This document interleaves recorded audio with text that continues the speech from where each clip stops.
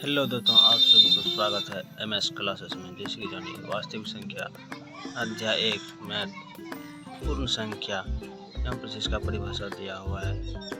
और एग्जाम्पल, शून्य से शुरू होने वाली संख्या को पूर्ण संख्या कहते हैं। प्राकृतिक संख्या और वास्तविक संख्या, परिमेय और अपरिमेय संख्याओं के समूह को वास्तविक संख्या कहते हैं। परिमेय संख्या और उसके बाद वो परिमेय संख्या दिया हुआ है। और भाज्य संख्या और भाज्य संख्या, इसका एग्जाम्पल इधर है। यूक्लिड विभाजन एल्गोरिथम दिया हुआ है, इसका सूत्र यहाँ पर दिया हुआ है, आगे देखते हैं। और यहाँ से विभाजन एल्गोरिथम क्या है, नॉट यहाँ से यहाँ पर एक एग्जाम्पल दिया हुआ है। और सूत्र भाज्य बराबर भाजक गुणा भागफल प्लस शेषफल। थ्योरी खत्म। और यहाँ से देखिए प्रश्नावली 1.1 शुरू है। कहता है निम्नलिखित संख्याओं का एचसीएफ और एचसीएफ ज्ञात करके यूक्लिड विभाजन एल्गोरिथम करने के लिए कहता है। यहाँ पर 135 और 225 का एचसीएफ कहता है निकालने के लिए। यहाँ से ए और बी माने ए बराबर 225, बड़ा संख्या को ए मानेंगे और छोटी संख्या को बी मानेंगे। विभाजन इसी सूत्र पर, यूक्लिड विभाजन सूत्र पर तोड़े। यहाँ से इस प्रकार से देख लीजिए यहाँ तक। और 2 नंबर का इसका भी इस प्रकार से दिया गया है, यहाँ से यहाँ तक। और देखिए भाई यहाँ से यहाँ तक दिया गया है। 2 नंबर का यहाँ क्या कहता है, दर्शाए कि कोई भी धनात्मक विषम पूर्णांक 6q+1 या 6q+3 या 6q+5 के रूप का होता है, जहाँ q कोई पूर्णांक हो। यहाँ से ए और बी, ए को कोई विषम पूर्णांक माने हैं, b बराबर 6 हो गया परसेंट से। यहाँ से इसका r का संभव मान लिए 0 से 5 तक। और यूक्लिड विभाजन एल्गोरिथम का सूत्र होता है a बराबर bq+r। यहाँ से r का यहाँ से संभव मान लिए 1 2 3 4 5 तक। इसी पर मान लेकर यहाँ से इसका यहाँ तक बनाए और इसका सम संख्या और विषम संख्या का लिख दिया। यहाँ से 3 नंबर का है। यहाँ से इसको ए और बी माने, यहाँ से फिर इसको भी कहता है यूक्लिड विभाजन एल्गोरिथम पर तोड़ने के लिए। यूक्लिड विभाजन एल्गोरिथम पर तोड़े तो यहाँ से इसी प्रकार से सम बनाए।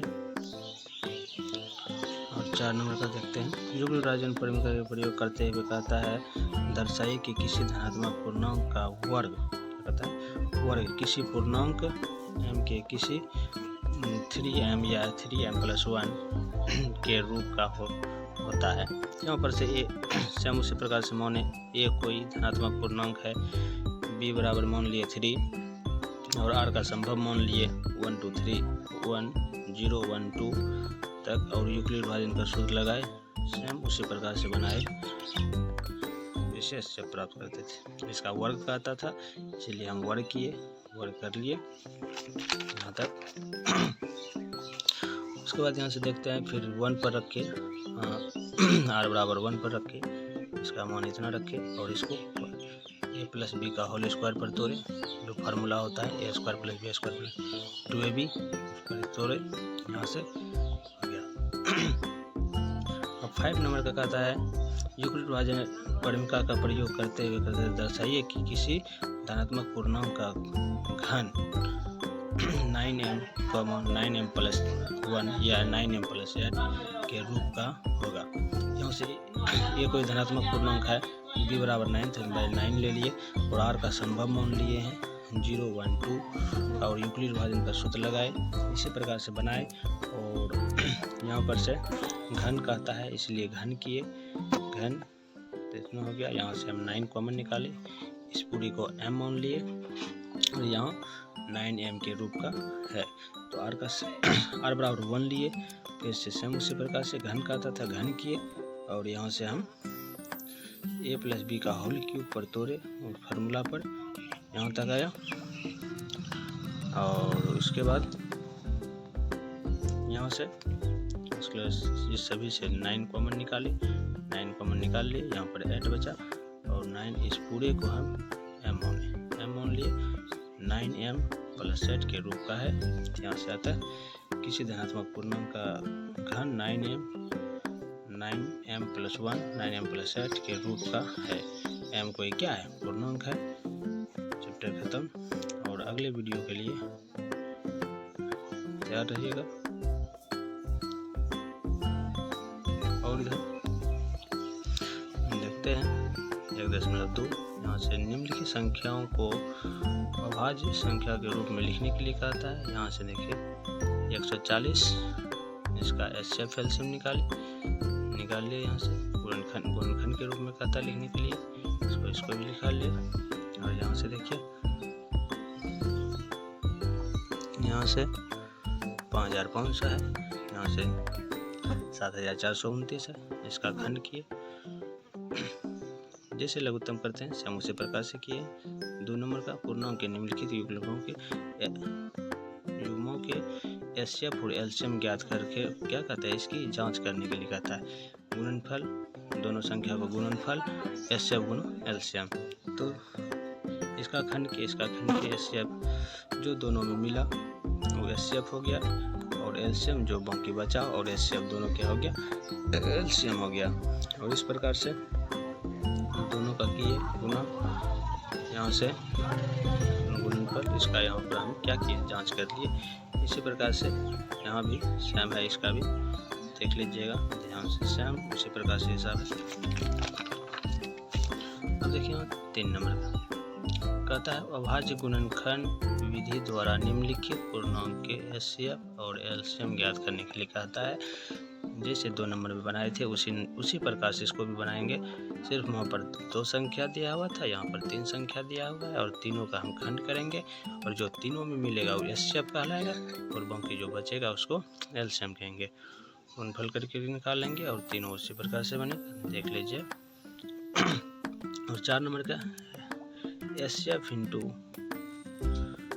360 गुना 657 बराबर 9। कहने का मतलब इसका HCF दिया हुआ है 9 और इसका एलसीएम कहता है निकालने के लिए। तो हम जानते हैं फार्मूला लॉस ऑफ गुना, कहने का मतलब एलसीएम बराबर पहली संख्या गुना दूसरी संख्या बटा मॉस, कहने का मतलब HCF। लिख दिए HCF बराबर पहली संख्या गुना दूसरी संख्या बटा HCF। और यहाँ से पहली संख्या दिया हुआ था 306 और दूसरी संख्या दिया हुआ है 657 और HCF दिया हुआ है यहाँ पर 9। इसको हम घटाकर इस प्रकार से प्राप्त किए। यहाँ से 3 नंबर का। 5 नंबर का कहता है जांच कीजिए कि क्या किसी प्राकृतिक धनात्मक n के संख्या 6n 0 पर क्या समाप्त हो सकता है। तो मान लिए इस प्रकार से, और a बराबर हम माने 6a, और इस 6 का हम क्या किए, खंड किए का घात। यहाँ तो कहने का मतलब 6 पर पावर m, 6 पर पावर n, 2 पर पावर n और 3 पर पावर n के रूप में आया। यहाँ जो 2 और 3 अभाज्य संख्या है, और जो कि 6n 0 पर क्या हो समाप्त नहीं हो सकता है। यहाँ 6 नंबर का व्याख्या कीजिए कितना क्या कहता है, अभाज्य संख्या के रूप में लिखने के लिए कहता है। यहाँ से हम a बराबर इसको माने, b बराबर इसको माने, और इसका क्या किए, हम दोनों में 13 मिला, इसमें 13 मिला, 13 कॉमन निकालिए, बाकी इतना बचा, और इसको हम गुना करके इसको जोड़ लिए, 78 आया। इसका फिर से हम खंड किए, खंड करने के बाद इतना आया।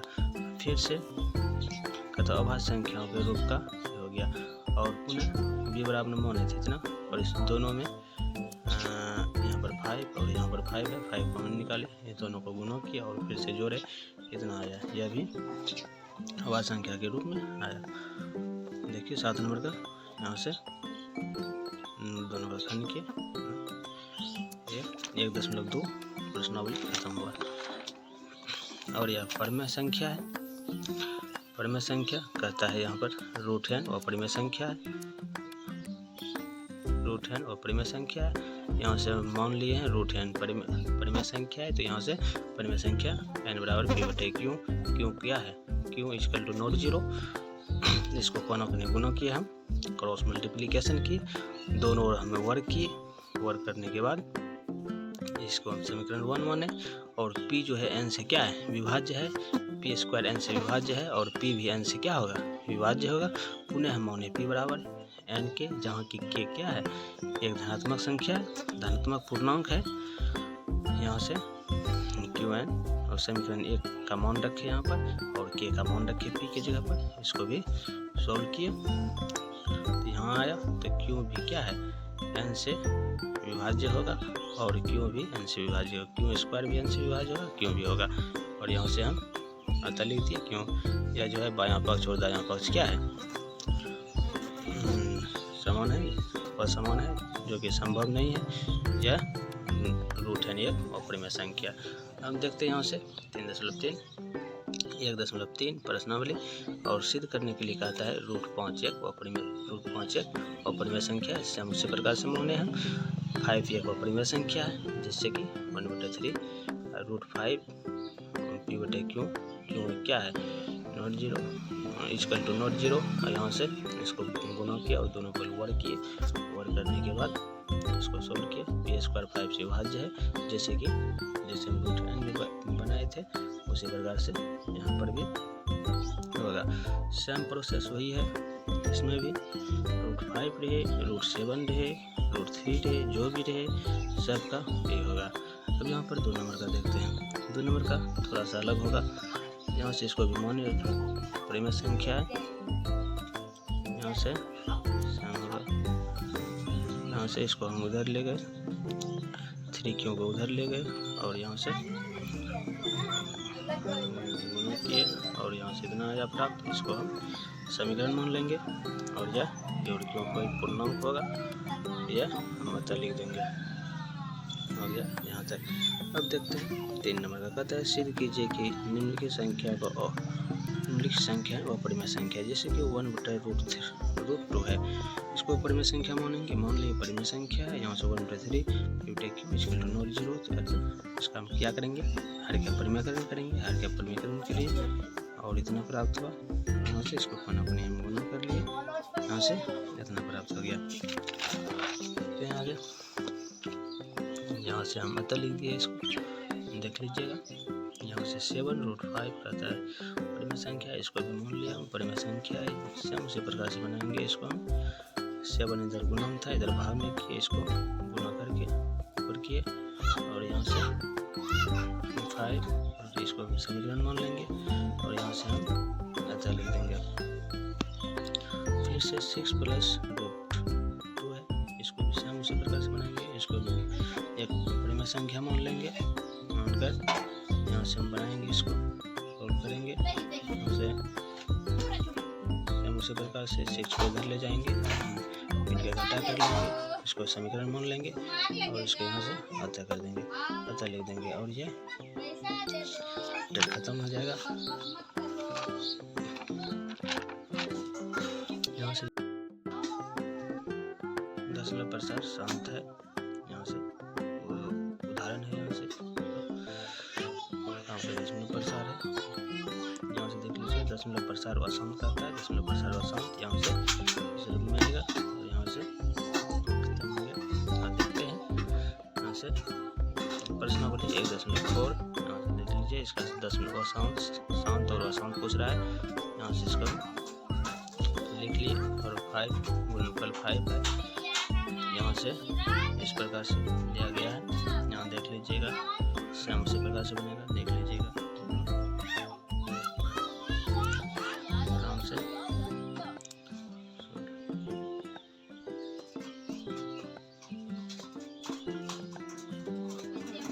देख लीजिएगा, यहाँ देखते हैं